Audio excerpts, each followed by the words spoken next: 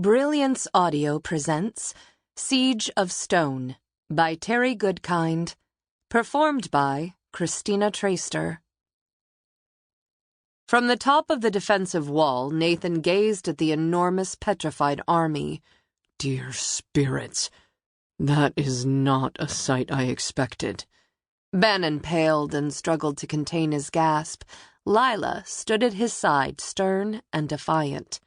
When they had first encountered the statue figures, Nathan studied them with the interest of an avid historian, examining their armor, their weapons, their ancient expressions frozen in a moment of assumed victory over the great city of Ildakar.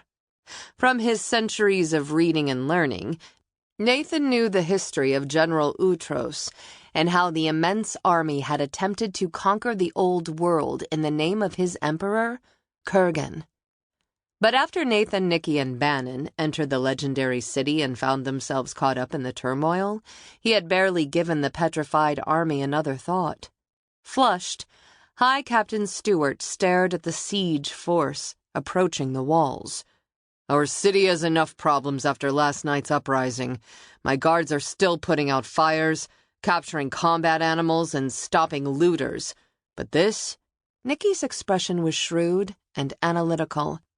What made the ancient soldiers come alive again? And why now? This is not an accident.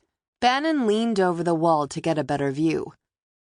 Remember the one named Ulrich woke up when I was out there with Amos, Jed, and Brock? The spell wore off, and he was just one confused warrior among so many thousands. The young man's voice became sadder. Ulrich asked us for help, but they threw him into the combat arena. Chief Handler Ivan killed him. He was a hard target to kill, because his body was still partly stone, his skin much tougher than normal. Nicci reminded them, focusing on the threat rather than the sad story. And Ulrich was only one man, just a foot soldier. This is an army of many thousands. Nathan's throat went dry as the realization sank in, and he glanced over at Stewart. I would suggest, High Captain, that you close and barricade the gates and have the gifted add reinforcement spells. Mount Ildakar's outer defenses. Stewart ran off, shouting for wizards and gatekeepers. During Nathan's time here, Elsa, a charming member of the Duma, had helped him understand just how impregnable Ildakar was, or should have been. After 1,500 years behind the Shroud of Eternity, though, he wasn't convinced the city had maintained those defenses. The Duma members were overconfident, complacent in their isolation. The Shroud had taken Ildakar outside the normal flow of time, to where no army or magic could touch them. Now, though, the Shroud was destroyed, and Ildakar could not hide. The city was stuck in the real world, and the petrification spell that neutralized the enemy army had failed.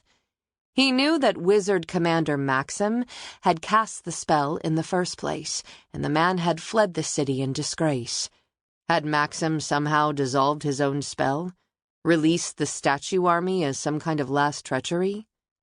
Nathan tossed his shoulder-length white hair and tried to sound confident for the benefit of the others crowded at the top of the wall. We'll have to rely on our own defenses. After the events of the previous night and the destruction of the sacrificial pyramid, no amount of blood magic would bring the Shroud back. Bannon stared at the swarm of distant, moving figures. So many of them!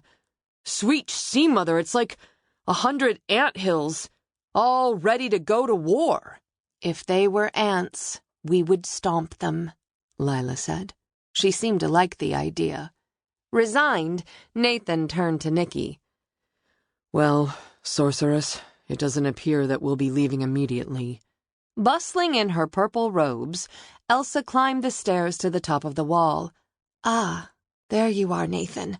I wanted to be sure you didn't save the city without me. Now that you have your gift back. Her eyes twinkled with admiration.